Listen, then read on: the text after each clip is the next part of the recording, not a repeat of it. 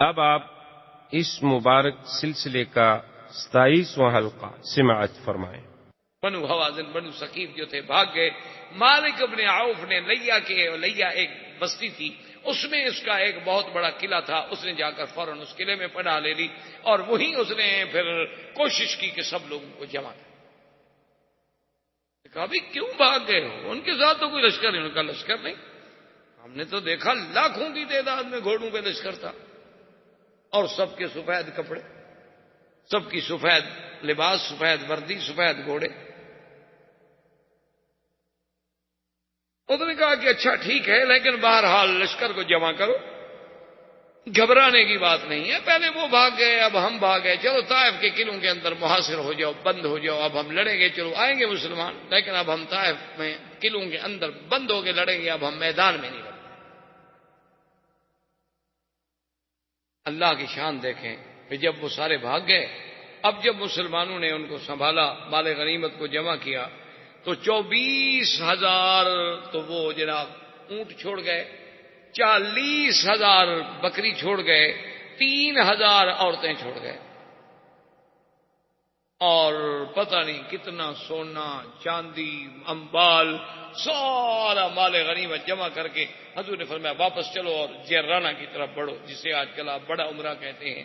اس جعرانہ کے مقام پر حضور صلی اللہ علیہ وسلم تشریف لے آئے اور یہاں حضور نے آ کر اپنا کیمپ لگا دیا اور انتظار کیا کہ انتظار۔ جب سارا لشکر جمع ہو گیا، اب حضور نے حکم دیا کہ طائف پہ حملہ۔ جب طائف نے جا کر محاصرہ کیا، وہ تو قلعے بند ہو گئے، مسلمان باہر بیٹھے ہیں، وہ اندر بیٹھے۔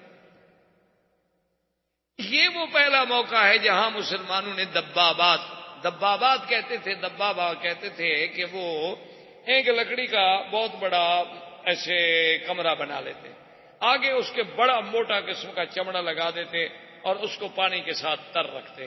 اتنا بڑا ہوتا تھا وہ، یعنی لکڑی کا کمرہ بنا ہوا جس کے اندر 100 آدمی تقریباً بیٹھ جائے، اور پیچھے سے اس کو دھکیلا جاتا تھا، نیچے اس کے ویل لگائے جاتے تھے کہ بھی دھکیلتے لے جاؤ، اگر دشمن تیر برسائے تو تیر لگتا نہیں، کہ آگے اتنا موٹا چمڑا ہے کہ تیر کو نہیں کاٹ سکتا، اور اگر وہ آگ پھینکے تو وہ پانی مار رہے ہیں اندر سے، بھیگا ہوا ہے، آگ بھی نہیں لگتی۔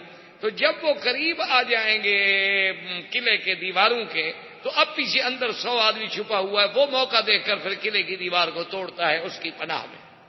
تو یہ سب سے پہلے دبابات استعمال ہوئے، لیکن بنو ثقیف بھی سمجھدار تھے، انہوں نے کہا تیر بھی کام نہیں کر رہے، نیزے بھی کام نہیں کر رہے، آگ بھی کام نہیں کر رہے، انہوں نے کہا آنے دو دبابات کو۔ جب دبابات قریب آئے، انہوں نے پتھر مارنے شروع کر دیا۔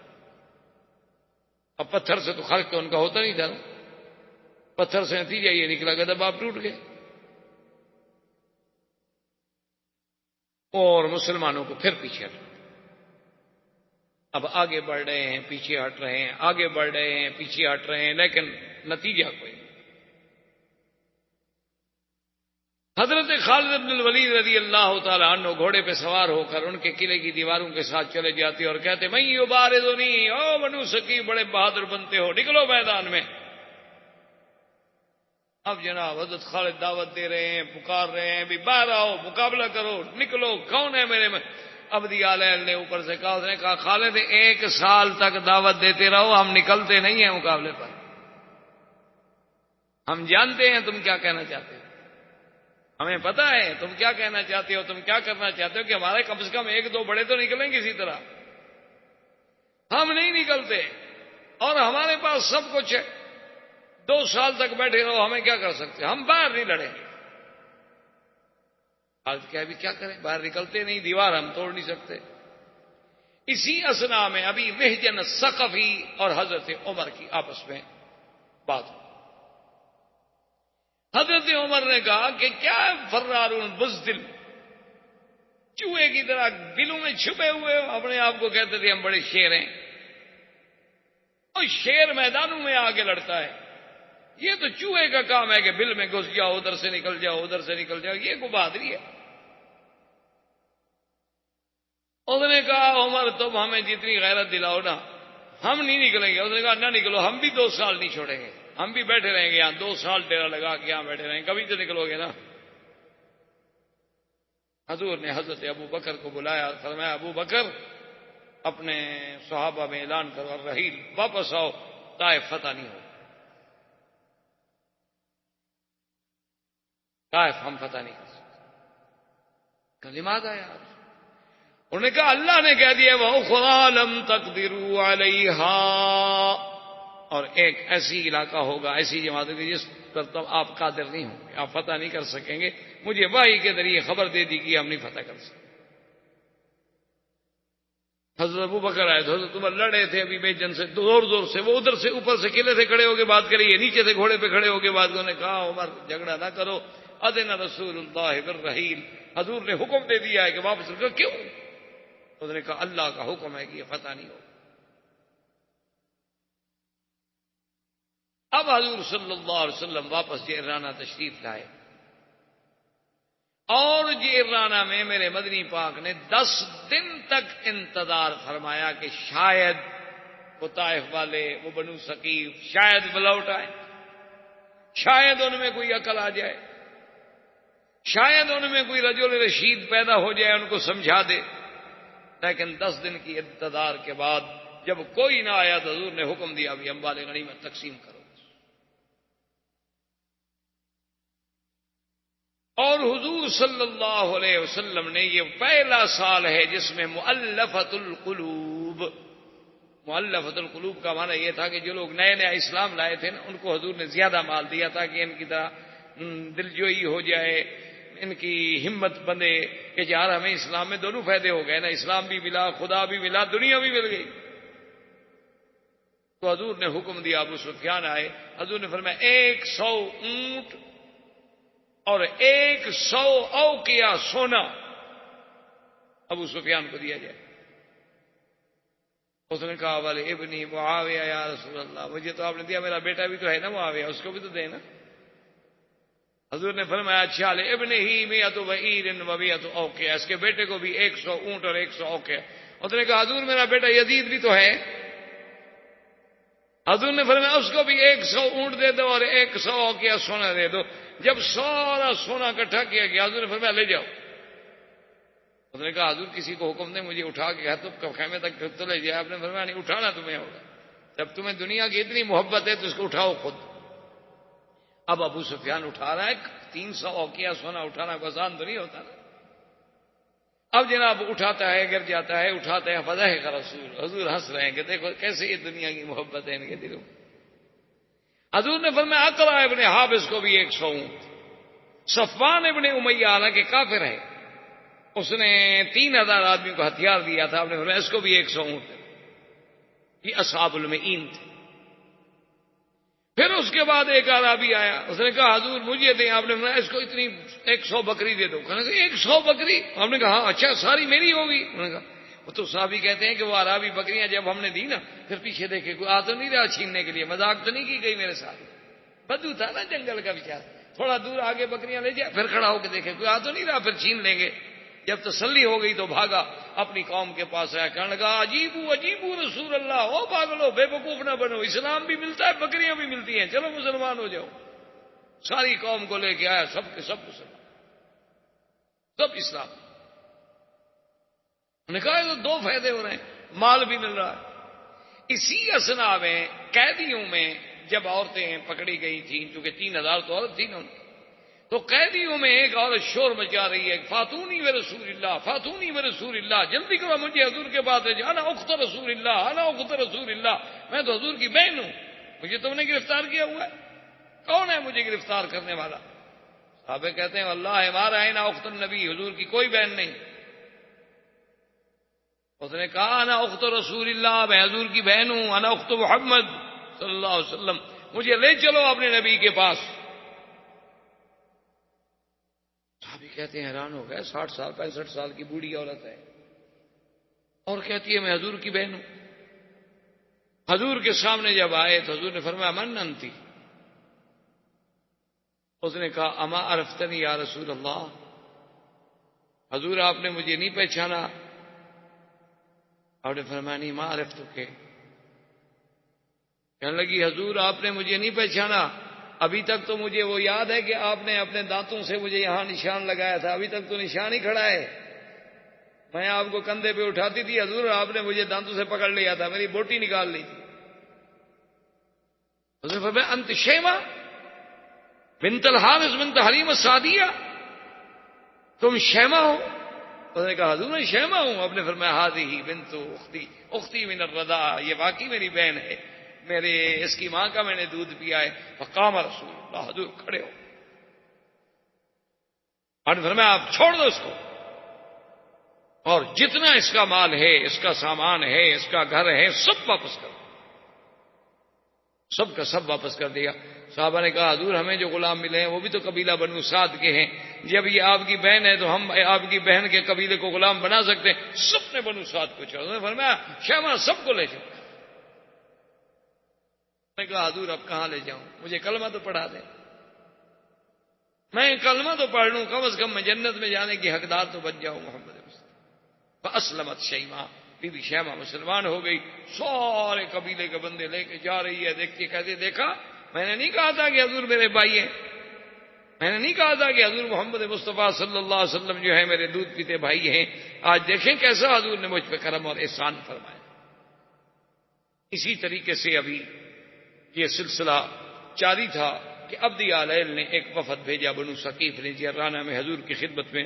انہوں نے کہا کہ یا محمد صلی اللہ علیہ وسلم یہ بات ٹھیک ہے کہ ہم نے آپ سے جنگ کی، آپ سے لڑائی کی، اللہ نے آپ کی مدد کی، اور لیکن آپ یہ تو دیکھیں کہ ہمارے پاس کیا رہے گا. اب سارا علاقہ تو فتح ہو چکا ہے، ہمارے مال بھی گئے، بیوی بچے بھی گئے.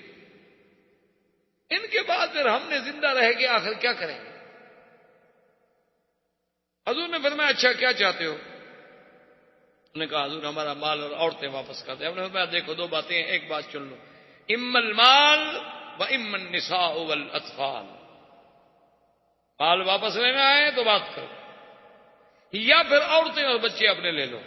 انہوں نے کہا رسول اللہ مال کو چھوڑو، مال تو ہم پھر بھی کما لیں گے، ہمیں ہماری عورتیں اور بچے واپس کرو. ہم نے حکم دیا صحابہ کو سب واپس. بھائی اب یہ آ گئے ہیں مانگنے آ گئے. آپ نے فرمایا کہ بنو ثقیف تمہیں اتنا ہوش بھی نہیں آیا کہ میں 10 دن یہاں بیٹھا ہوا ہوں، میں نے 10 دن تک مال غنیمت تقسیم نہیں کیا، تمہیں اتنی عقل نہیں آیا بدبختوں کے پہلے آ جاؤ تو میں مال بھی تمہیں واپس دے دوں.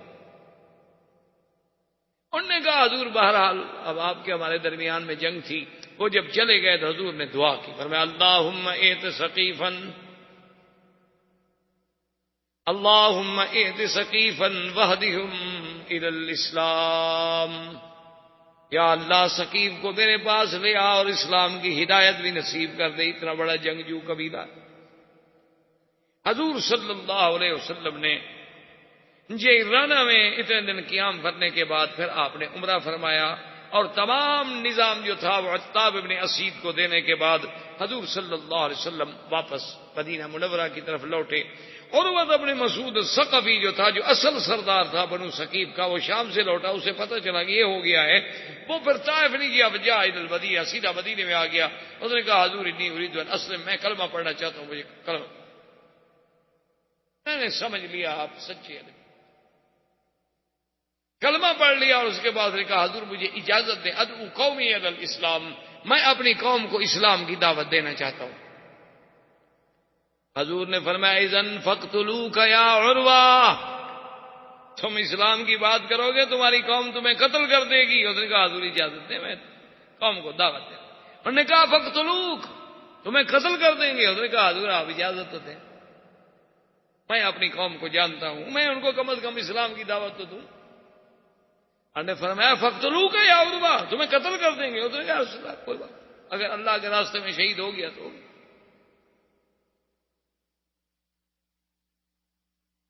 اب جناب جب واپس آئے تو یہ بنو ثقیف جو تھے یہ عزا کی پوجا نہیں، یہ لات کی پوجا کرتے تھے، اس کو کہتے تھے ربا. جب باہر سے آتے تھے تو پہلے ربا کے پاس جاتے تھے، وہاں سلام پڑھتے تھے اور اس کا چومی چاٹی کرنے کے بعد پھر گھر میں جاتے تھے.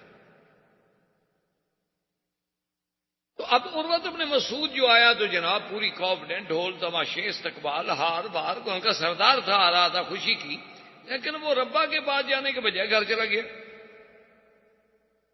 اب ساری قوم پریشان کھڑی ہو، کہتے ہیں عجیب بات ہے، ماذا بادہ بلا ربا، ماذا بلا ربا، ربا کو کیا ہو گیا، ربا کے پاس نہیں گیا، ربا کے پاس نہیں گیا. نے کہا پتہ نہیں تھکا ہوا ہوگا، تو صبر تو کرو۔ جب صبح کا وقت آیا تو عروہ کہتے ہیں مجھ سے صبر نہ ہو سکا، فصعدت علی سقف البیت، میں اپنے گھر کی چھت پہ چڑھ گیا، انہوں نے کہا اللہ اکبر اللہ اکبر۔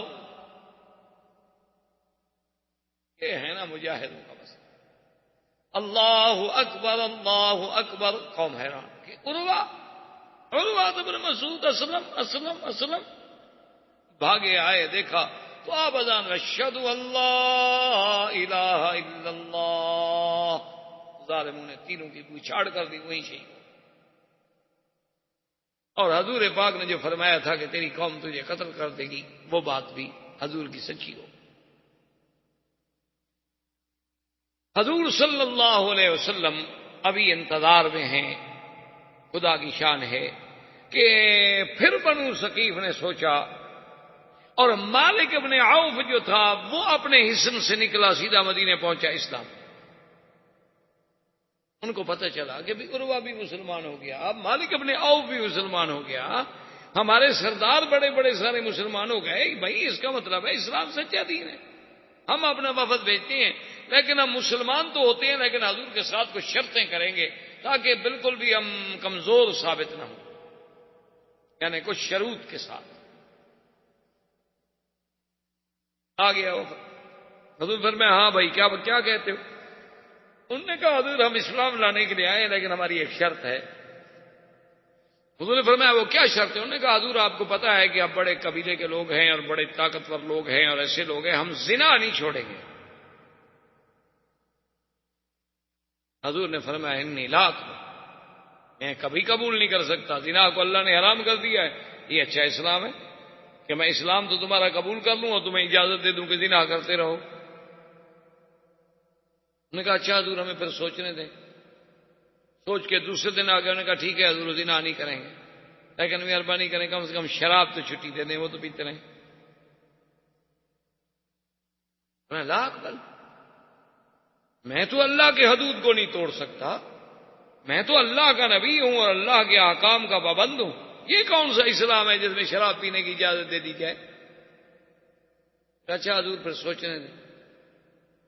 پھر تیسرے دن آ گئے، انہوں نے کہا اچھا حضور دیکھیں ہم کلمہ بھی پڑھتے ہیں، اسلام بھی لاتے ہیں، لیکن زنا بھی نہیں کریں گے، شراب بھی نہیں پی، مہربانی کریں سود والے بات ختم نہ کریں، ربا جو ہے نا ہمارا بہت پیسہ پھنسا ہوا ہے، اور پھر وہ اتنا پیسہ ہمارا رک جائے گا اور آئندہ کے لیے ساکھ ہماری ختم ہو جائے گی۔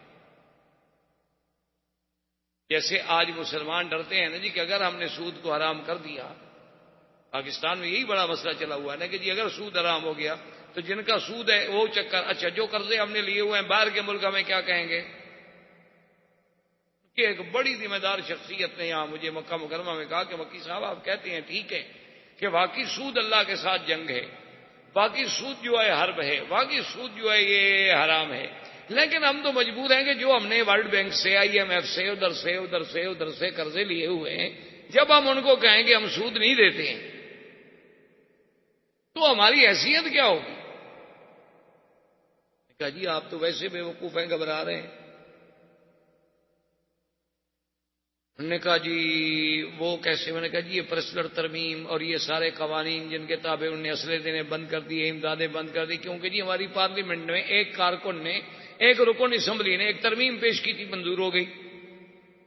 وہ کہتے ہیں جناب یعنی صدر جو ہے وہ کہتا ہے نہیں میں چاہتا ہوں، میں جانتا ہوں، میں سمجھتا ہوں کہ آپ کے جہازوں کے پیسے ٹھیک ہیں، جہاز ہم نے آپ کو بیچے تھے، پیسے ہم نے آپ سے لیے تھے، جہاز ہمارے پاس کھڑے ہیں، اس جگہ کا کرایہ بھی ہم لے رہے ہیں، واقعی آپ کے ساتھ ظلم ہوا ہے، لیکن ہم کیا کریں کہ اسمبلی میں ایک قانون پاس ہو چکا ہے، اس کے تابع ہم آپ کو دے نہیں سکتے، ہم اس قانون کے آگے مجبور ہیں، اس میں ترمیم کرنے کے لیے ہم کوشش کریں گے۔ نے کہا جی اگر وہ اپنے ایک رکن اسمبلی کی پیش کردہ ترمیم منظور کرانے کے بعد یہ حق رکھتے ہیں کہ پیسے بھی کھا جاؤ، جہاز بھی پی جاؤ، کرایہ بھی لیتے رہو، کھڑے بھی تمہارے ملک میں رہے، تم بھی کہہ دو جی ہمارے اسلام نے فیصلہ کر دیا ہے حرام نہیں دیتے، ہماری بھی اسمبلی کا فیصلہ ہے، ہماری پارلیمنٹ نے پاس کر دیا، السلام علیکم، میں تو چاہتا ہوں کہ آپ کا پیسہ واپس ہو، لیکن کیا کریں اسمبلی نے پاس کر دی، یہ تو حل ہے۔ لیکن سوال یہ پیدا ہوتا ہے کہ اتنی قوت و توفیق اور ایمان بھی تو ہونا، اصل بات تو وہی ہے کہ ایمان ہو. تو بہرحال انہوں نے کہا جی حضور نے فرمایا نہیں ایسا اسلام ہم قبول نہیں کرتے جس میں ربا ہو. نے کہا اچھا جی پھر سوچیں گے.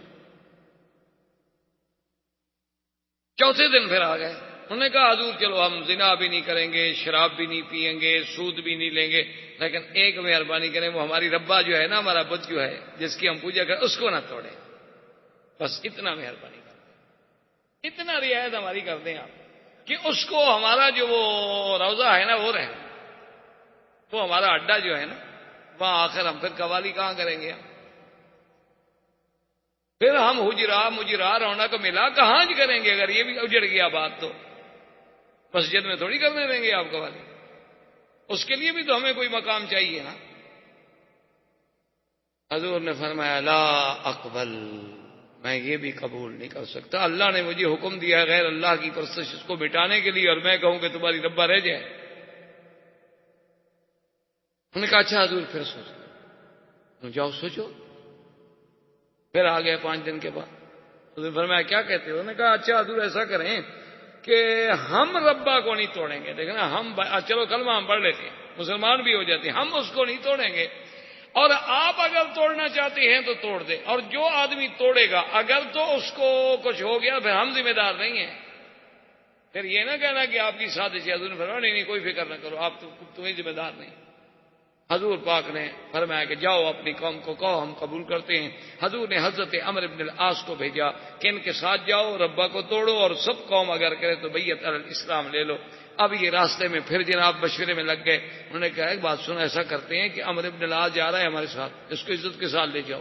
یہ جب ربا کو توڑے نا 2 دن صبر کرو، اگر اس کو کچھ ہو گیا ہم مسلمان نہیں ہوں گے، پھر تو ہماری ربا ٹھیک ہے، ہم دوبارہ اس کو بنا لیں گے. کیا ہے خدا ٹوٹ گیا پھر بنا لیں گے. تو بناتے پہلے بھی تو ہم نے بنایا تھا نا، ہم ایک دفعہ پھر بنا لیں گے، کیا فرق پڑتا ہے؟ اور اگر اس کو کچھ نہ ہوا نا تو اس کا مطلب ہے کہ ہم جو کچھ کرتے رہیں بے وقوفی کرتے رہیں، کیونکہ اگر اس میں کچھ زور ہو تو اپنے توڑنے والے کا بھی کچھ نہ بگاڑ سکے تو ہماری کیا مدد کرے گی؟ میں کہا ان کا دل میں چھپاؤ، یہ بات کسی کو نہیں کہیں.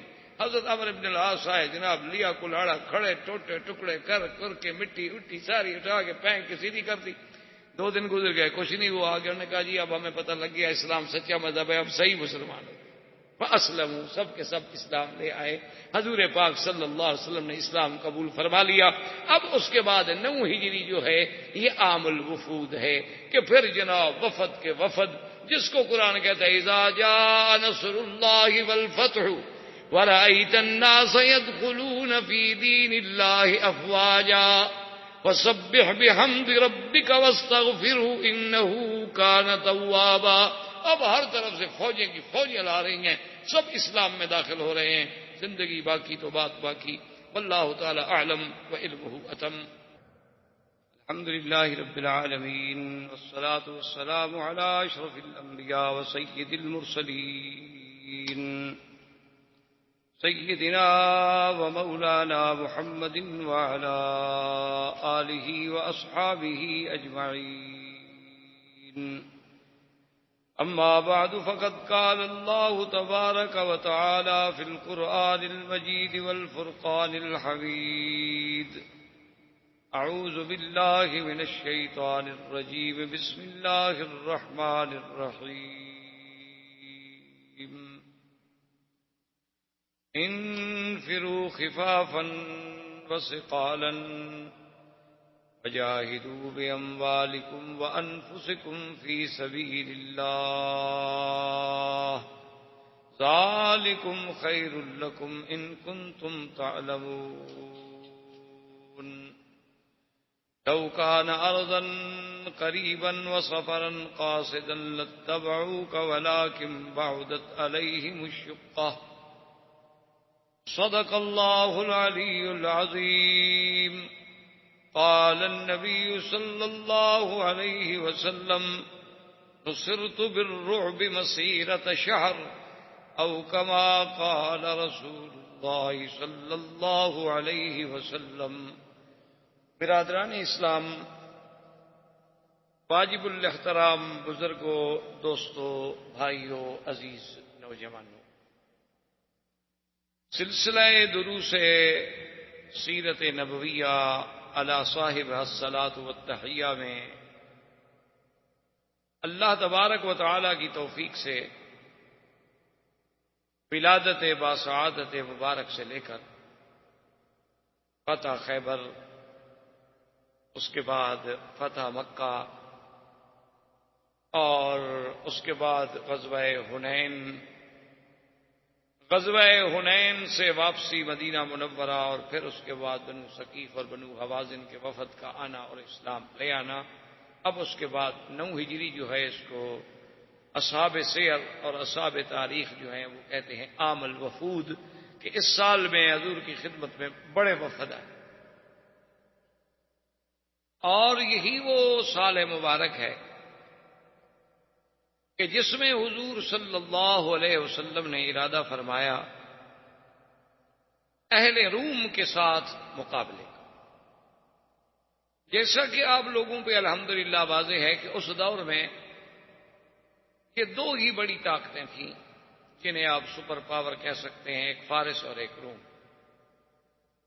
باقی بڑے بڑے قبائل تھے، جیسے بنو حوازن تھے، ایک بنو ثقیف تھے، بڑے بڑے قبائل تھے، قریش تھے، یمن میں قبائل تھے، بحرین میں، عمان میں، لیکن جو سب سے بڑی طاقتیں تھیں وہ یہ 2 تھیں۔ موجودہ مصطلحات اور اصطلاحات کے دور میں یعنی جو سپر پاور تھیں وہ یہ 2۔ تو اب حضور صلی اللہ علیہ وسلم نے ارادہ فرمایا کہ روم کے ساتھ کبھی ان کو دعوت دی جائے، اور اگر یہ اسلام قبول کر لیں تو الحمدللہ، اور اگر اسلام قبول نہ کریں تو پھر ان کے ساتھ جہاد کیا جائے۔ اس کے پس منظر میں یعنی ایک بات تھی، بات یہ تھی کہ اللہ کی رحمت سے اب جزیرۃ العرب تو تقریباً حضور صلی اللہ علیہ وسلم نے فتح فرما لیا، تو دشمنوں کو ایک موقع ملتا تھا کہ شاید اللہ نے جو نبی بھیجے ہیں محمد پاک صلی اللہ علیہ وسلم وہ عرب کے لیے ہیں، عرب میں پیدا ہوئے، اور اللہ تبارک و تعالیٰ نے انہیں حکم یہی دیا ہے انذر عشیرتک الاقربین، کہ اپنے اپنے قریبی اور قبائل جو ہیں، رشتہ دار جو ہیں، ان کو آپ ڈرائیں۔ تو بس وہ عرب کے لیے نبی تھے، یعنی وہ عجم کے لیے یا پورے عالم کے لیے نبی نہیں تھے۔ تو یہ ایک بہت بڑا دھوکہ تھا، حالانکہ اللہ پاک نے تو آپ کو مبعوث فرمایا پورے عالم کے لیے، قل یا ایھا الناس انی رسول اللہ الیکم جمیعا وما ارسلناک الا رحمۃ للعالمین، اور کہیں فرمایا کافۃ للناس بشیرا ونذیرا، کہیں فرمایا لتنذر ام القری ومن حولها یا ایھا النبی جاہد الکفار والمنافقین واغلظ علیہم۔ تو یہ تو سارے خطاب قرآن میں عام تھے، تو اس لیے حضور صلی اللہ علیہ وسلم یہ چاہتے تھے کہ حضور کی زندگی میں غیر عرب کے ساتھ بھی تو کوئی معاملہ ہو جائے، اس لیے حضور صلی اللہ علیہ وسلم نے غزوہ روم کا ارادہ فرمایا۔ اب روم کے ساتھ مقابلہ کرنا کوئی آسان بات تو نہیں تھی، اور اسی کو غزوہ تبوک کے نام سے بھی یاد کیا جاتا ہے، چونکہ یہ واقعہ تبوک میں پیش آیا۔ تو حضور صلی اللہ علیہ وسلم نے اعلان فرمایا، اور حضور کی سیرت طیبہ میں یہ 2 مقامات ہیں جس میں حضور نے اعلان کیا باقاعدہ، ایک غزوہ خیبر اور ایک غزوہ تبوک، ورنہ حضور پاک پہلے اعلان نہیں فرماتے تھے، جیسے آپ سیرت میں پڑھ چکے ہیں کہ حضور صلی اللہ علیہ وسلم کان یوری، آپ بات کو چھپاتے تھے اور توریہ سے کام لیتے تھے، کبھی بس جہاد پہ جانا ہے، کہاں جانا ہے یہ بات واضح نہیں کرتے تھے۔ اور یہی حکم حضور صلی اللہ علیہ وسلم نے ہمیں بھی دیا ہے، اقضوا حوائجکم بالکتمان، کہ تم لوگ اپنے مسائل جو ہے رازداری کے ساتھ طے کیا کرو، یہ نہیں کہ بات کرنے سے پہلے ہی شور کر دیا تو اس میں آدمی ناکام ہو جائے۔ انتہائی رازداری کے ساتھ آدمی اپنے معاملہ، تاکہ اگر اللہ کامیابی فرما دے الحمدللہ، اگر خدا نہ خواستہ کامیابی نہ ہو تو آدمی کو رسوائی تو نہیں ہوتی۔ اگر آدمی سارے جہان میں کہہ دے میں یہ کر رہا ہوں یہ کر رہا ہوں، نہ ہو سکے تو سب کے سامنے پھر آدمی کی ایک رسوائی ہوگی۔ تو حضور صلی اللہ علیہ وسلم اپنے معاملات کو انتہائی اطمینان کے ساتھ سر انجام دیتے تھے، لیکن یہ 2 ایسے مواقع ہیں، ایک غزوہ خیبر چونکہ یہود کا مقابلہ تھا، اور ایک غزوہ تبوک چونکہ روم کا مقابلہ تھا تو حضور نہیں چاہتے تھے کہ میں اپنی فوج کو، اپنے صحابہ کو، جان نثاروں کو اندھیرے میں رکھوں.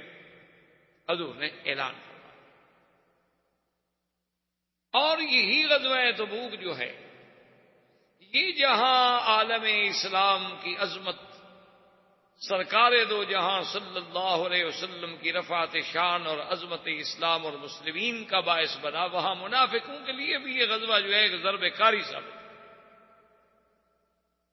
کیونکہ جب حضور صلی اللہ علیہ وسلم نے اعلان کیا کہ بھئی ہم نے تبوک جانا ہے اور روم کے ساتھ جہاد ہے، اب جو لوگ منافق تھے وہ تو ظاہر سے اسلام لائے تھے، اندر تو اسلام تھا نہیں. انہوں نے کہا کمال ہے، روم کے ساتھ کون لڑ سکتا ہے بھائی، وہ تو اتنی بڑی طاقت ہے، ان کے بعد تو 2 لاکھ صرف فوج ہے علاوہ ان کی آبادی کی، اور پھر وہ باقاعدہ فوج ہے، منظم، مرتب، ٹرینڈ. یہ نہیں ہے کہ کوئی لڑا کے شڑا کے جوان ہیں، بس 50-100 آدمی ہیں تو بہادر ہیں بس لڑ پڑیں گے. وہ تو باقاعدہ ایک نظم ہے، ان کی فوج ہے، ان کا بادشاہ ہے، ان کے وزارت دفاع ہے، ان کے جنرل ہیں، ان کے کمانڈر ہیں، ان کا نظم ہے. یہ مسلمان ان سے کیسے لڑیں گے؟ اب وہ ظاہر یہ بھی نہ کہہ سکیں کہ ہم نہیں جاتے، لہٰذا وہ بہانے بنائیں، حضور کی خدمت میں آ جائیں، یا رسول اللہ ہمیں تو بس بڑا دل چاہتا ہے آپ کے ساتھ جانے کے لیے، لیکن یہ مجبوری پڑی. حتیٰ کہ ایک شخص تھا جد بن قیس، شاید آپ کو یاد ہو، یہ وہی آدمی تھا جو صلح حدیبیہ کے موقع پہ جب بیعت کا وقت آیا تو یہ اونٹ کے پیچھے چھپ گیا، انہوں نے بیعت نہیں کی. تو جد بن قیس جو ہے اس کو اور تو کوئی بہانہ نہ بنا، وہ حضور کی خدمت میں آیا اور کہنے لگا کہ یا رسول اللہ صلی اللہ علیہ وسلم آپ نے اعلان فرمایا ہے روم کے خلاف جہاد کا، جنگ کا، اور روم جو تھے یہ بنو الاسفر کہلاتے تھے، اور ان کے آنکھیں جو ہے نا یہ پیلی تھیں بجائے سیاہ ہونے کے، ہلکا یلو کلر تھا. تو کہنے لگا حضور میں نے سنا ہے کہ روم کی عورتیں جو ہیں بڑی خوبصورت ہوتی ہیں اور بڑا جمال ہوتا ہے، اور میں ایک ایسا آدمی ہوں کہ میں ہر چیز سے صبر کرتا ہوں، لیکن عورت سے مجھ کو صبر نہیں ہو سکتا، اور اگر میں وہاں چلا گیا جنگ کے لیے اور وہاں کی خوبصورت عورتیں میرے سامنے آ گئیں، میں گناہ میں مبتلا ہو گیا، میرا تو دین خراب ہو گیا. یہاں میں نے مدینے میں کم از کم اپنا دین تو بچایا ہوا ہے، اس ڈر سے میں نہیں جاتا، ورنہ میں چاہتا تو ہوں کہ میں چلوں. اگر آپ چاہتے ہیں کہ میرا دین اور میں فتنے میں مبتلا ہو جاؤں تو میں تیار. حضور صلی اللہ علیہ وسلم ٹھیک ہے نہ جاؤ. اسی طرح کئی منافقون نے آ کر حضور صلی اللہ علیہ وسلم کے سامنے بہانے بنائے، جن کے بارے میں اللہ نے قرآن میں بڑی تفصیل سے ان واقعات کا ذکر کیا کہ فاللہ عنک لما عزمت حتی یتبین لک الذین صدقوا وتعلم الکاذبین. محمد عربی صلی اللہ علیہ وسلم اللہ نے آپ کو معاف تو کر دیا، لیکن آپ نے ان کو کیوں اجازت دے دی؟ آپ ان کو اجازت نہ دیتے تو بات کھل جاتی نا. آپ کہتے کہ نہیں چلو، اب آپ نے بظاہر تو اجازت دے دی، ان کے بعد تو بہانہ ہاتھ آ گیا کہ جی ہم نے تو اجازت دی ہے نا حضور صلی اللہ علیہ وسلم سے کہ ہم جنگ پہ نہیں جا سکتے. اللہ نے فرمایا میرا بدنی ہے جو آ کر آپ سے بہانے کر رہے ہیں نا، کہ قسمیں کھا رہے ہیں کہ اگر ہم طاقت رکھتے اور ہمارے پاس طاقت نہیں، حالات نہیں. اللہ نے فرمایا اللہ یشہد ان المنافقین کاذبون، یہ جھوٹے ہیں، جھوٹ. اور اس کے بعد حضور صلی اللہ علیہ وسلم نے اعلان فرمایا کہ تمام صحابہ سے کہ بھئی یہ غزوہ جو ہے چونکہ ایک بڑا عظیم غزوہ ہے اور اس میں ہمارا شرکت کرنا جو ہے اس کے لیے مالی طور پر بھی جہاد کرنا ہے، تو کچھ چندہ جمع کیا جائے، جس سے علماء نے حضور کی سیرت سے یہ سبق حاصل کیا ہے کہ ایسے مواقع پر مسلمانوں کا چندہ کرنا جو ہے یہ بھی سنت ہے رسول اللہ، کسی دین کے کام کے لیے چندہ کرنا یہ شریعت میں حرام نہیں بلکہ سنت ہے. شرط یہ ہے کہ آگے اس کا استعمال جو ہے وہ پوری ذمہ داری کے ساتھ کیا جائے، ورنہ بذات ہی چندہ کرنا عیب نہیں ہے. جیسے لوگ بعض کہہ دیتے ہیں دیکھو جی مولوی مدرسوں کے لیے چندہ کرتے ہیں، یتیم خانوں کے لیے چندہ، یہ تو سنت رسول ہے. ہاں اگر کوئی آدمی چندہ کرنے کے بعد غیر ذمہ داری کا ثبوت دیتا ہے اور مال میں خیانت کرتا ہے تو الگ جرم ہے، وہ تو اگر آپ ویسے بھی خیانت کریں تو جرم ہے. حضور صلی اللہ علیہ وسلم نے جب چندے کا اعلان فرمایا تو ایک آدمی نے، ایک اعرابی تھا، وہ اپنا بہت سارا مال لے کے آیا، منافق بھی بیٹھے ہوئے. تو منافقوں نے اعتراض کیا کہ دیکھو جی عجیب آدمی ہے، سارے گھر کا مال اٹھا کے لے کے آ گیا، یہ کوئی بات ہے کہ سارا گھر لٹا دو اور خود بھوکے رہ جاؤ؟ یہ تو ریا کر رہا ہے، دکھلا رہا ہے لوگوں کو بھی میں بڑا سخی ہوں. کہ اب دشمن نے تو اعتراض کرنا ہے. اور اس کے بعد اس کے مقابلے پر دوسرا آدمی جو ہے آیا تو وہ بالکل معمولی سی کوئی چیزیں، ایک سا، یعنی یوں سمجھ رہے کہ 3 کلو کھجور کی چیزیں جو تھیں، کوئی وہ بھی پرانی تھی کھجوریں، وہ لے کے آیا. تو منافقین نے اس پہ بھی اعتراض کیا، دیکھو جی بھی یہ 3 کلو کھجوریں کیا فائدہ دیں گے، یہ بھی چندے دینے والی بات ہے، اس سے تو بہتر تھا کہ نہ لے آتے. یعنی مقصد یہ تھا کہ اگر کوئی زیادہ دے وہ بھی قابل اعتراض، اگر کوئی تھوڑا دے وہ بھی قابل اعتراض ہے، چونکہ اندر ایمان نہیں ہے. سیدنا عمر بن الخطاب رضی اللہ تعالی عنہ فرماتے ہیں کہ اس دن مجھے بڑا خوشی بھی ہوئی اور مجھے یقین بھی آیا کہ الیوم نسبق ابا بکر. میں نے کہا کہ آج میں حضرت ابو بکر سے سبقت لے جاؤں گا کہ ابو بکر کسی کام میں بھی ہمیں آگے نہیں آنے دیتا، لیکن آج انشاءاللہ میں ابو بکر سے بڑھ جاؤں گا، کیونکہ میرے پاس بہت مال ہے. میرے پاس اتفاق یہ تھا کہ جس دن حضور کے چندے کا حکم آیا تو میرے گھر میں کافی دولت تھی. حضرت سیدنا عمر رضی اللہ عنہ فرماتے ہیں کہ میں نے اپنے مال کو تقسیم کیا، آدھا گھر چھوڑ دیا، آدھا لے آیا. حضور پاک نے جب دیکھا بڑے خوش ہوئے، فرمایا عمر کتنا لائے گا؟ میں نے کہا رسول اللہ قسم تو بین والی، میں نے اپنے مال کو تقسیم کر، آدھا مال تو میں نے گھر میں چھوڑا ہے اور آدھا مال جو ہے فی سبیل اللہ. فرح رسول اللہ، حضور صلی اللہ علیہ وسلم بہت خوش. اور اس کے بعد حضور صلی اللہ علیہ وسلم نے حضرت ابو بکر صدیق رضی اللہ تعالی عنہ کی طرف توجہ فرمایا ماذا جئت یا ابا بکر، ابا بکر تم کیا لائے؟ اس نے کہا حضور جو کچھ میرے گھر میں تھا سب اٹھا کے.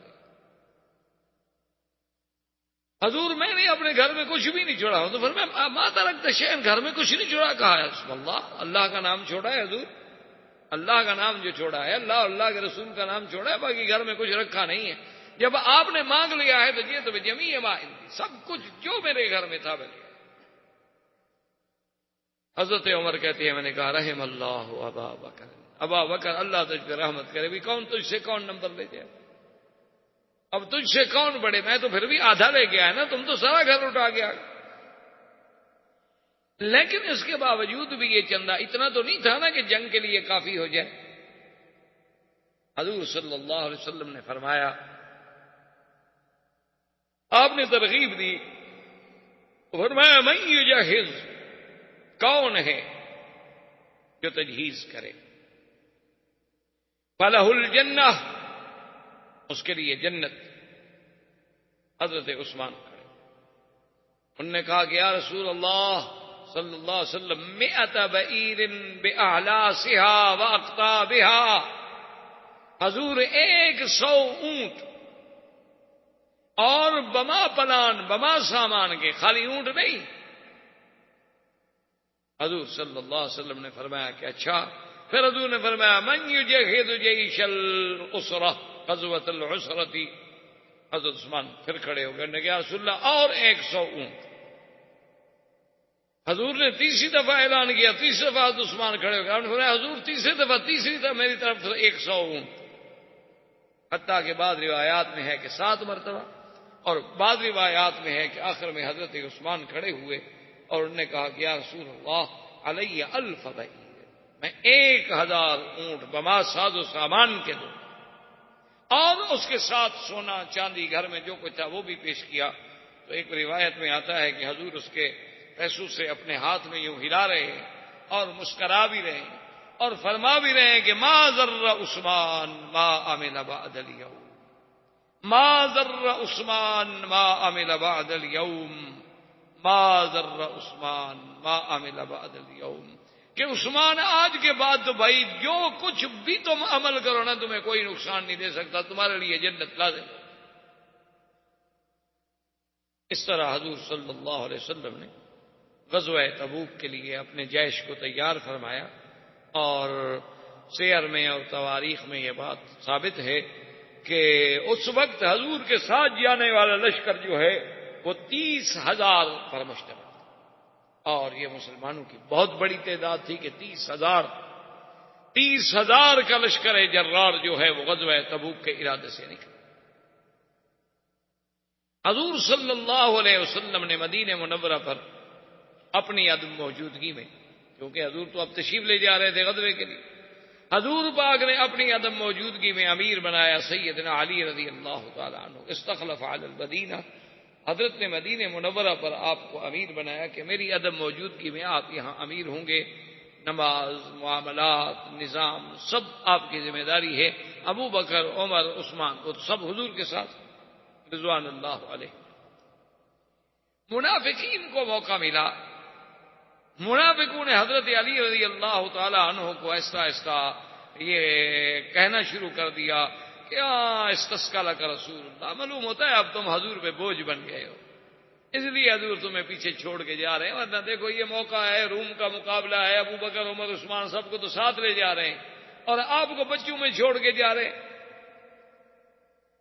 حضرت علی رضی اللہ تعالیٰ عنہ کو بھی ان کے کچھ طعنے ناگوار گزرے، حالانکہ اس کی وجہ ایک یہ تھی کہ حضور صلی اللہ علیہ وسلم کی بیٹی کو سیدہ فاطمہ رضی اللہ تعالیٰ عنہ بھی تکلیف سے تھی، ان کو بھی ضرورت تھی، اس لیے بھی حضرت علی رضی اللہ تعالیٰ چھوڑے، لیکن حضرت علی سے صبر نہ ہو سکا، آپ نے جناب سا اٹھایا، سامان اٹھایا، تیاری کی اور جناب اونٹ پہ بیٹھے اور اونٹ بگایا اور پہنچ گئے حضور۔ ابھی مدینے کے باہر کیمپ لگا کے پورا جیش رکا ہوا تھا، ابھی آپ چلے نہیں تھے۔ حضور صلی اللہ علیہ وسلم نے جب دیکھا کہ سیدنا علی رضی اللہ تعالی عنہ آ گئے تو فرمایا ماذا جاء بک یا علی، علی آپ کیسے آئے؟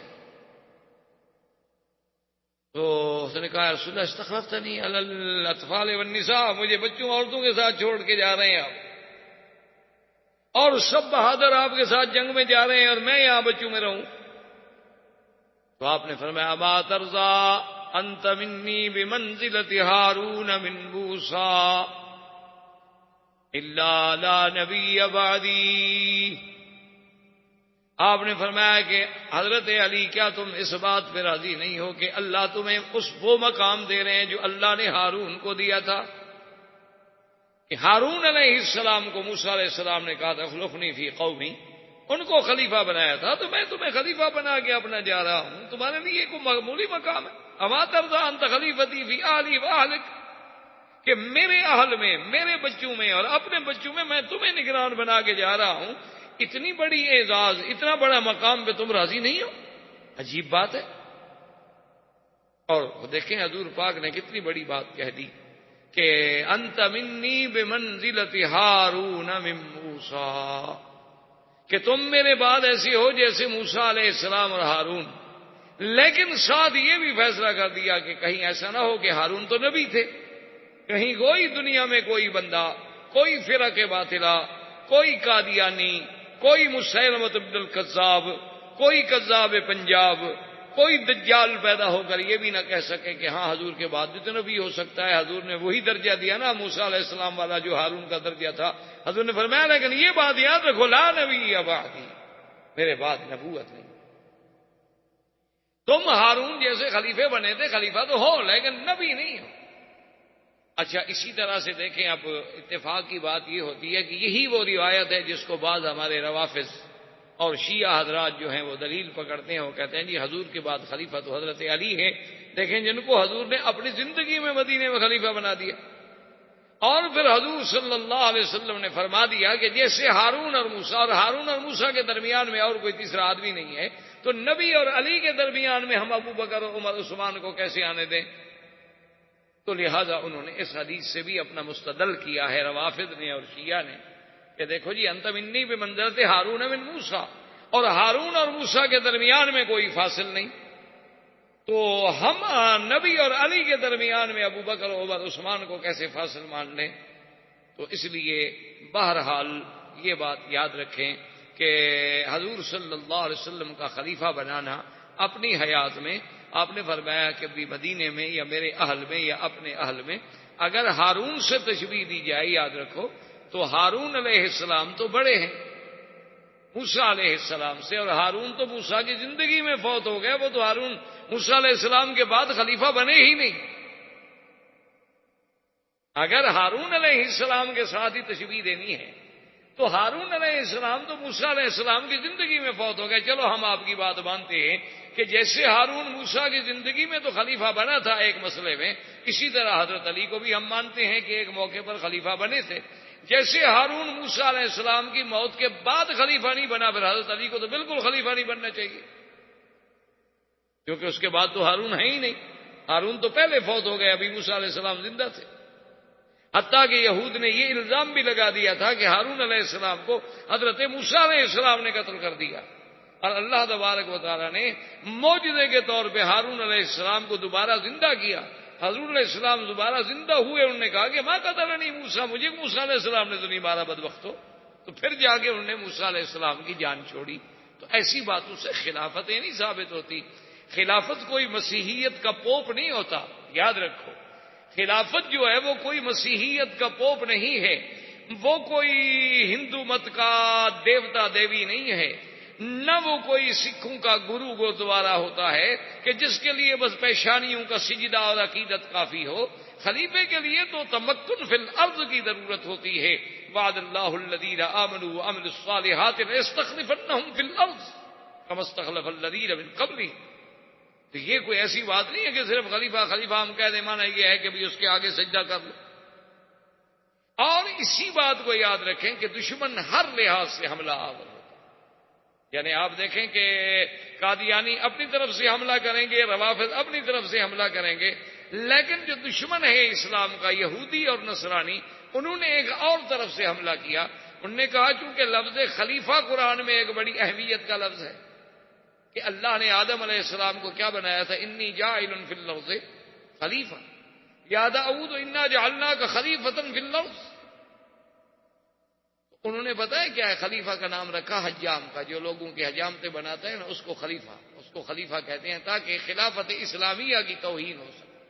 انہوں نے ایک ایسے لفظ کو ایسی جگہ چشمہ کر دیا ہے کہ آج بھی انڈو پاک میں آپ جائیں، ہندوستان میں، بنگلہ دیش میں، پاکستان میں، خلیفے کا معنی یہ ہوتا ہے وہ آدمی جو حجامت وغیرہ بناتے ہیں، حجام ہوتے ہیں، جی خلیفے کو بلاؤ حجامت بنائے، یعنی بال کاٹنے والا، تاکہ وہ لفظ خلیفہ جو ہے اس کی جتنی توہین ہم کر سکتے ہیں وہ کریں.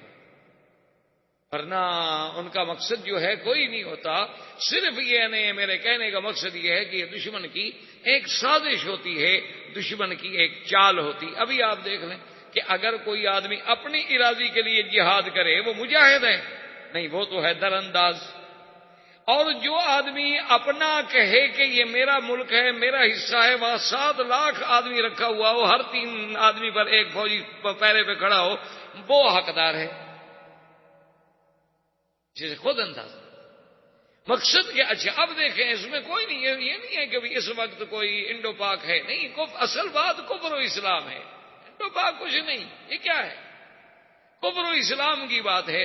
اور لفظ جہاد، لفظ مجاہد، لفظ مجاہدین، تو پورے کفر کی طاقت ایک طرف ہو گئی، پورا کفر ایک طرف ہو گیا. کہ ہاں دیکھیں ہم کہتے تھے کہ اسلامی بم جو ہے وہ بڑا خطرناک ہوتا ہے. اور اللہ کے بندے یہودی بم کیوں نہیں کہتے ہو تم، نصرانی بم کیوں نہیں کہتے ہو تم، ہندو بم کیوں نہیں کہتے ہو تم؟ آخر اسلامی بم کے ساتھ کیا ہے؟ اس میں کون سا اسلام کا کوئی اندر پن لگی ہوئی ہے؟ باقی اس میں نہ یہودیت کی پن ہے، نہ ہندو مت کی پن ہے، نہ نصرانیت کی پن ہے، نہ صہیونیت کی پن ہے. کیا بات ہے آخر؟ کچھ تو ہے نا جس کی رازداری ہے. تو اس لیے بہرحال تو ہر آدمی اپنے اپنے لفظوں سے غلط فائدہ اٹھانے کی کوشش کرتا ہے. حالانکہ بات صرف اتنی تھی کہ سیدہ فاطمہ مریضہ تھی اور حضور صلی اللہ علیہ وسلم کے قریب ترین، آپ کے اقرب ترین آدمی رشتے میں کون تھے؟ سیدنا علی رضی اللہ تعالی عنہ. تو لازمی بات ہے کہ آپ نے انہیں کوئی خلیفہ بنا. اب منافقین کا کردار دیکھیں. منافقین نے عبداللہ ابن ابی کی ریاست میں، جو منافقوں کا سردار تھا، انہوں نے بھی مدینہ منورہ سے باہر نکل کے ایک کیمپ لگایا اور اپنے سارے لوگوں کو وہاں لے آئے. بظاہر یہی تاثر دیا کہ بھی حضور جو جا رہے ہیں ہم بھی جا رہے ہیں. لیکن 1-2 دن کیمپ لگانے کے بعد کہا کہ چلو جی واپس چلے مدینہ. روم سے لڑنا ہے، موت کو دعوت دینے والی بات ہے، یہ کوئی لڑنا ہے؟ کوئی عقل کی بات ہے کہ 30,000 آدمی لے کے 2 لاکھ کے پر مقابلے کے لیے چل پڑو؟ اور پھر دیکھو روم والے اپنے گھر میں بیٹھے ہوئے ہیں، انہوں نے ہم پر حملہ نہیں کیا، چڑھائی نہیں کی، جنگ نہیں کی. یہ کون سی بات ہے کہ ہم جا کے زبردستی ان سے لڑیں؟ اور تیسری بات یہ ہے کہ اس وقت عین کھجوروں کے پکنے کا زمانہ ہے، عین شدت کی گرمی ہے، فصل آنے کا وقت ہے، سارے سال کی کمائی تو ہم مدینے والوں کو یہی کھجوروں کے باغ ہیں، اگر ہم چلے گئے تو ان کھجوروں کو کون سنبھالے گا؟ اس کا مطلب یہ ہے کہ ہم اقتصادی طور پر بھی برباد ہو جائیں اور ملے گا بھی کچھ نہیں۔ اس لیے یہ لڑنے کا وقت نہیں ہے، لہذا ہم تو واپس جا رہے ہیں۔ مقصد یہ تھا کہ جب میں نکلوں گا تو بہت سارے لوگ جو ہے نکلیں گے، اور اس کے بعد نہیں نکلیں گے تو چلو دل تو ٹوٹ جائے گا۔ دیکھو نا، اب ہم مقابلے پہ نکلے، 50 آدمی بیٹھے ہیں، 25 آدمی کہیں ٹھیک ہے جی آپ جائیں، ہم تو نہیں جاتے، تو 25 کا دل تو ٹوٹے گا۔ عبداللہ ابن ابی اپنے آدمی لے کر واپس مدینہ چلا گیا، اس نے کہا میں نہیں جاتا، ٹھیک نہ جاؤ۔ اور کچھ لوگ ایسے بھی تھے کہ جو پیچھے رہنا نہیں چاہتے تھے، لیکن حالات کی بنا پر پیچھے رہ گئے۔ ان میں ایک تھے ابا خیثمہ، ان میں 12 صحابہ تھے۔ وہ حالانکہ نہیں چاہتے تھے کہ ہم پیچھے رہیں، لیکن اتفاق بعض نے کہا اچھا جی میں حضور صلی اللہ علیہ وسلم تو قافلہ چلے گا نا 30,000 کا، 30,000 کے آدمی کی رفتار الگ ہوتی ہے، اکیلا آدمی اگر چلے تو الگ ہوتی ہے، میں اگر اونٹ چلاؤں گا تو وہ جو 4 دن میں سفر کریں گے میں 1 دن میں کر لوں گا، میں پکڑ لوں گا۔ تو کچھ لوگ جو تھے وہ اس طرح پر بھی رہے۔ حضور صلی اللہ علیہ وسلم نے اپنے قافلے کو چلایا اور راستے پر گزر ہوا مقام ہجر، جسے مدائن صالح بھی کہتے ہیں۔ آپ مدینہ منورہ سے اگر تبوک کی طرف جائیں تو یہ سب چیزیں راستے میں آتی ہیں۔ مقام ہجر پہ جب پہنچے، مدائن صالح میں پہنچے، تو صحابہ نے جب پڑاؤ کیا تو فوری طور پر صحابہ نے وہاں جو پانی تھا پانی بھرا اور اس سے آٹا بنایا، کسی نے کھانا بنایا، کسی نے کچھ کیا۔ حضور صلی اللہ علیہ وسلم کچھ لیٹ پہنچے۔ جب حضور صلی اللہ علیہ وسلم تشریف لائے، حضور نے بھائی کیا کر رہے ہیں؟ انہوں نے کہا حضور پڑاؤ کیا ہے اور کھانا وانا پکا رہے ہیں۔ انہوں نے کہا تمہیں نہیں پتا اما تعلمون انھا موضع عذاب، یہ تو وہ جگہ ہے جہاں اللہ کا عذاب اترا ہے، تم اللہ کے عذاب کی جگہ پہ بیٹھ رہے ہو۔ عجیب بات بھی، یہاں اللہ کا عذاب آئے وہاں سے آدمی کو جلدی جلدی جانا چاہیے۔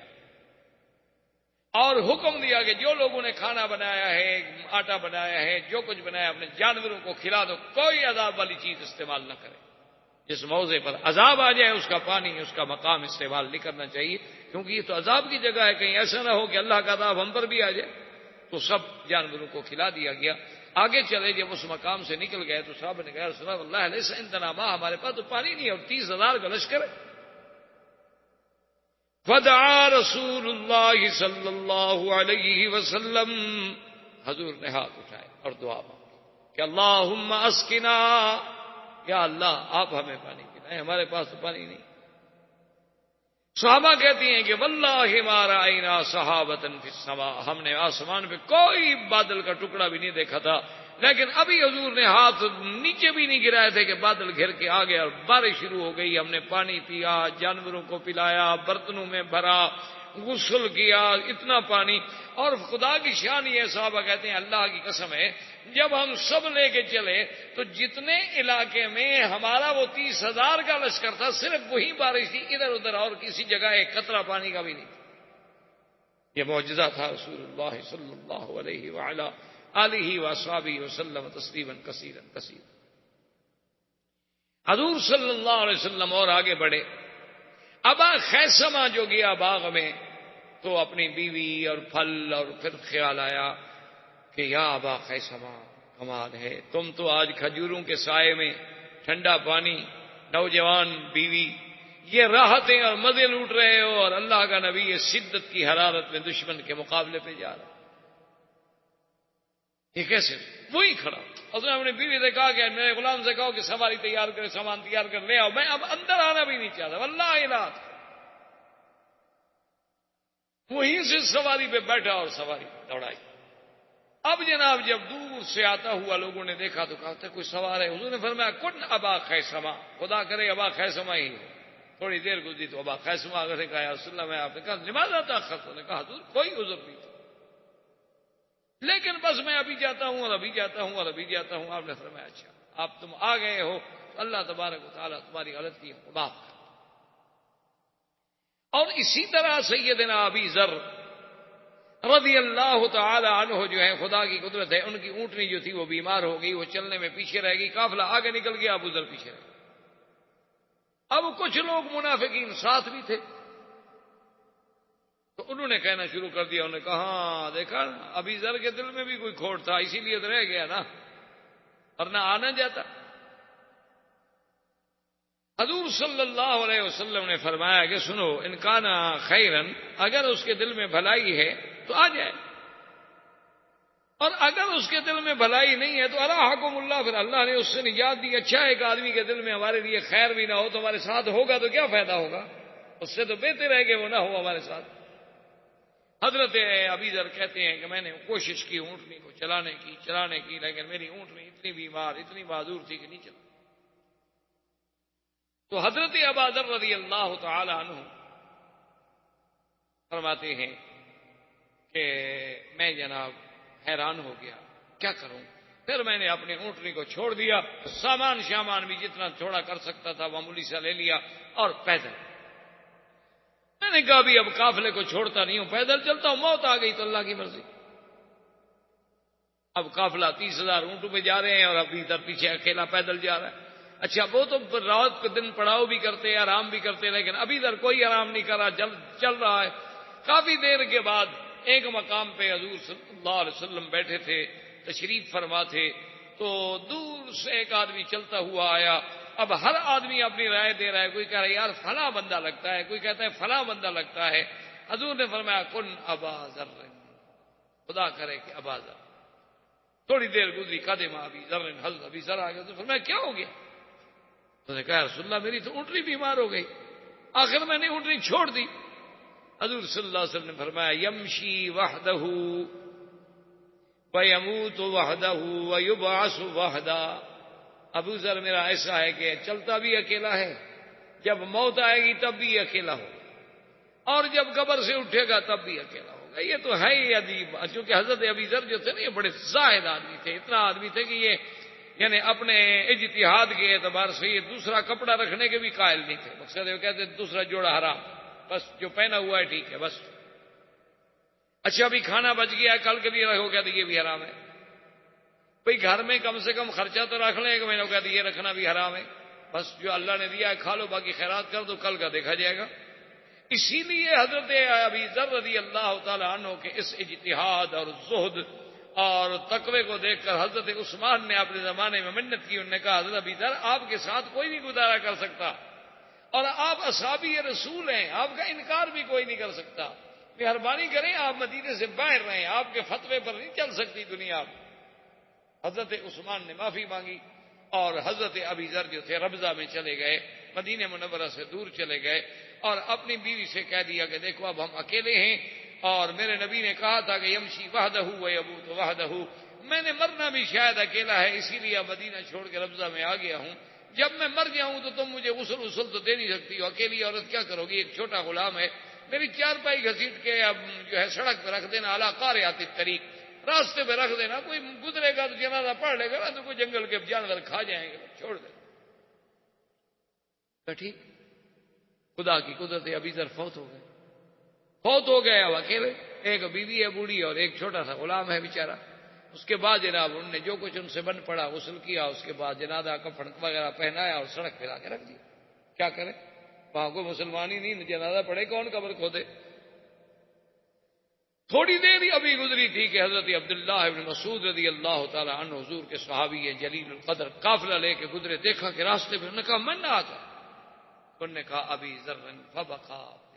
حضرت عبداللہ بن مسعود رو گئے، رونے لگے، فرمایا سمعت رسول اللہ صلی اللہ علیہ وسلم یقول یمشی وحدہ ویموت وحدہ ویبعث وحدہ۔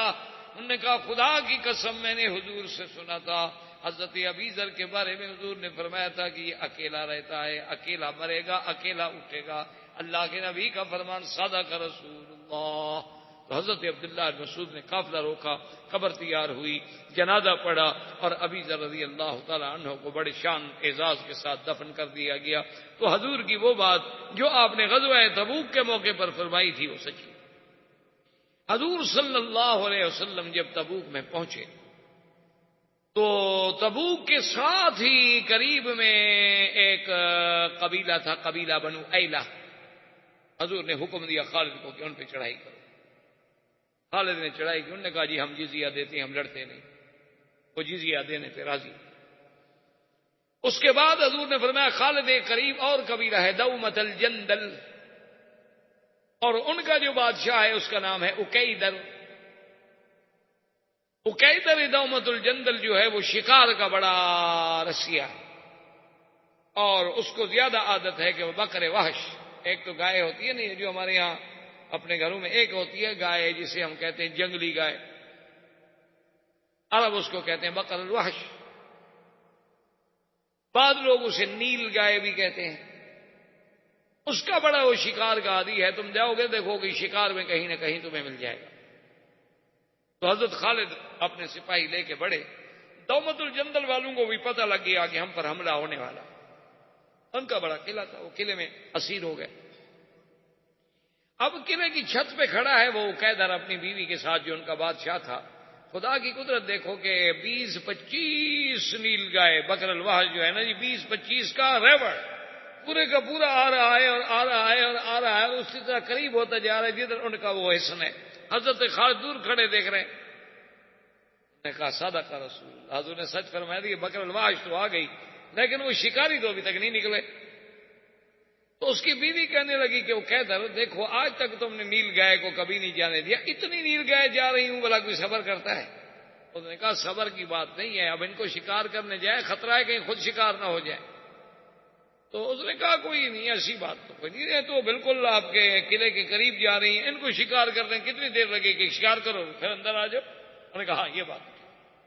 تو وہ جناب اترا، اس کا بھائی تھا حسان وہ بھی اترا، اور حسان اس وقت ایک ایسے لباس میں تھا کہ اس زمانے میں ریشم و کم خواب کا لباس تھا اور سونے کی تاروں کا اس پہ کام ہوا. اب اس نے جب نیل گائے، ایسا خدا کی قدرت یہ ہے کہ جب وہ نیل گائے کے قریب آ گیا تو نیل گائے اور ہٹنے لگی، وہ اور آگے جائیں وہ اور پیچھے جائیں، وہ اور آگے جائیں وہ اور پیچھے جائیں. اس جگہ پر وہ نیل گائے ان کو لے آئی جہاں خالد کھڑے. وہ تو اب شکار میں اندھے ہو کے آ گئے نا، پیچھے دھند میں آ گئے نا. تو خالد نے حملہ کر دیا. نتیجہ یہ نکلا کہ حسان قتل ہو گیا، اس کا بھائی، اور اکیدر جو تھا اکیدر دومت الجندل وہ گرفتار. حضور صلی اللہ علیہ وسلم کے پیش کیا گیا. اس نے کہا یا رسول اللہ بس جو اللہ کو منظور تھا ہو گیا، بہرحال میں جزیہ دینے پہ راضی ہوں. تو انہوں نے اب تم کہتی ہو تمہاری بات کون مانتا؟ کہا حضور نہیں، بہرحال میں اپنی قوم کا سردار ہوں، میری بات جو ہے قوم نہیں ٹال سکتی، میں جو فیصلہ کروں گا میری قوم وہی قبول کرے. تو اس کی قوم نے بھی قبول کر لیا، اور دومت الجندل جو ہے وہ بھی حضور صلی اللہ علیہ وسلم کے اسلام کے زیر نگی آ گئی. اب صحابہ حیران ہو کر حسان کے لباس کو دیکھ رہے ہیں کہ ایسا قیمتی لباس انہوں نے تو کبھی دیکھا ہی نہیں تھا نا کہ ریشم کے لباس ہو اور سونے کی باریک تاروں سے اس پر کام کیا جائے. تو حضور نے فرمایا لبنادیل سعد فی الجنت خیر منہا. میں کیا دیکھ رہے ہو؟ میرے ساتھ جو صحابی فوت ہو گئے نا ان کے جنت میں جو ناک صاف کرنے کے رومال ہے نا وہ بھی اس سے کروڑ درجے بہتر ہیں. کیا دیکھ کیا رہے، یہ معمولی چیز ہے. اور اس کے بعد حضور صلی اللہ علیہ وسلم نے اپنا پیغام بھیجا ہرقل روم کو، اور اس میں آپ نے لکھا ہرقل روم کو کہ انی ادعوک الی جنت ارضها السماوات والارض اسلم وَإِلَّا فَعَلَيْكَ اسْمُ الْإِرِّيسِينَ. حضور نے خط لکھا ہرقل کو. جب خط پہنچا خط پڑھا. خط پڑھنے کے بعد چونکہ ہرقل جو ہے وہ صرف بادشاہ نہیں تھا بلکہ تورات و انجیل کا عالم بھی تھا، اس نے اپنی قوم کو بلایا، اپنے روسا کو بلایا، اپنے جرنلز کو بلایا، اپنے رہبان احبار کو بلایا. اس نے کہا دیکھو ایک خط آیا ہے. انہوں نے کہا تو پھر انہوں نے کہا تم جانتے ہو کہ میں تورات و انجیل کا عالم ہوں. انہوں نے کہا پھر میرا مشورہ یہ ہے کہ پہلے ہم اس خط کا جواب دیتے ہیں اور کوئی ایسا ذہین آدمی چنو کہ جو مذہب نصرانیت پر بھی پکا ہو لیکن ہو بھی عرب، رومی نہ ہو، عرب، اور عربی زبان پر بھی اس کو پورا پورا عبور ہو. ایسا آدمی ہونا چاہیے. اگر ایسا کوئی آدمی مل جائے تو اس کو میں بھیجتا ہوں حضور صلی اللہ علیہ وسلم کی خدمت. تو ایک شخص تھا تنوخی، ایک رجل شاب اور بڑا خوبصورت، بڑا جمال اور انتہا درجے کا ذہین آدمی تھا. اور اپنے مذہب پر بھی پختہ تھا. اس کو ہرقل نے بلایا. اس نے کہا کہ دیکھو تم حضور صلی اللہ علیہ وسلم کی خدمت میں جاؤ, میرے سلام کہو, میرا خط لے جاؤ. اور 3 نشانیوں پر خصوصی توجہ دینی ہے کہ سب سے پہلے تو ایک یہ یاد رکھنا کہ حضور تم سے جو آپ نے مجھے خط بھیجا ہے اس رسالے کے بارے میں کچھ پوچھتے ہیں کہ میں نے جو خط بھیجا تھا اس کا کیا جواب ہے. اور دوسری بات یہ پتا کرنا ہے کہ حضور صلی اللہ علیہ وسلم اپنی اس گفتگو میں کوئی رات کا ذکر کرتے ہیں, رات کے بارے میں کچھ 2. اور تیسری بات یہ ہے کہ حضور صلی اللہ علیہ وسلم جو ہے ان کے 2 کندھوں کے درمیان میں ایک مہر ہے, نبوت کی نشانی ہے. یہ 3 چیزوں کو دیکھنا ہے. اگر یہ 3 چیزیں مل جائیں تو انہو نبی, وہ سچا نبی. اور اگر یہ 3 چیزیں نہ ملیں تو پھر وہ نبی نہیں ہے, پھر ہم مقابلہ کریں. اس نے کہا ٹھیک ہے.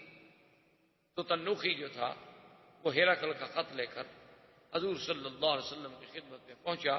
حضور صلی اللہ علیہ وسلم نے اس کو اجازت دے دی, ملاقات کی. بڑا لمبا واقعہ, بہرحال حضور کی خدمت میں وہ حاضر. تو جوں آ کے وہ بیٹھا تو حضور نے سب سے پہلے وہ سوال کیا. آپ نے فرمایا کہ تنوخی ما فعل الہرقل برسالتی, تمہارے بادشاہ نے میرے خط کے بارے میں کیا کیا؟ تنوخی نے کہا ہاں, بادشاہ نے کہا تھا دیکھنا کہ یہ بات پوچھیں گے. پہلی نشانی تو کھری ہو گئی. تو اس نے کہا امسکہا یا رسول اللہ. اس نے کہا حضور نے خط آپ کا لے لیا, عزت کے ساتھ رکھا, عزت کے ساتھ پڑھا ہے, مجھے بھیجا ہے, جواب دیا ہے. حضور نے فرمایا ولکن مزقہا فارس فمزق اللہ ملکہ.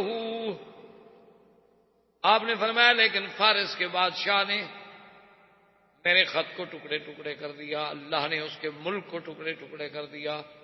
لیکن تمہارے بادشاہ نے امسکہا فامسک اللہ ملکہ, تمہارے بادشاہ نے میرے خط کا احترام کیا ہے, اللہ اس کے ملک کو باقی رکھے.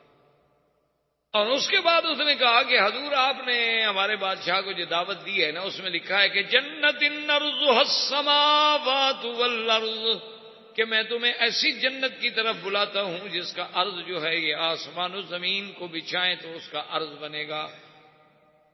اگر اتنی بڑی جنت ہے تو پھر آسمان زمین کدھر جائیں گے, ہے کدھر؟ حضور نے فرمایا کہ تنوخی اب یہ بتاؤ اس وقت کیا ہے؟ اس نے کہا جی دن ہے. تو پھر میں عین اللیل, رات کدھر ہے؟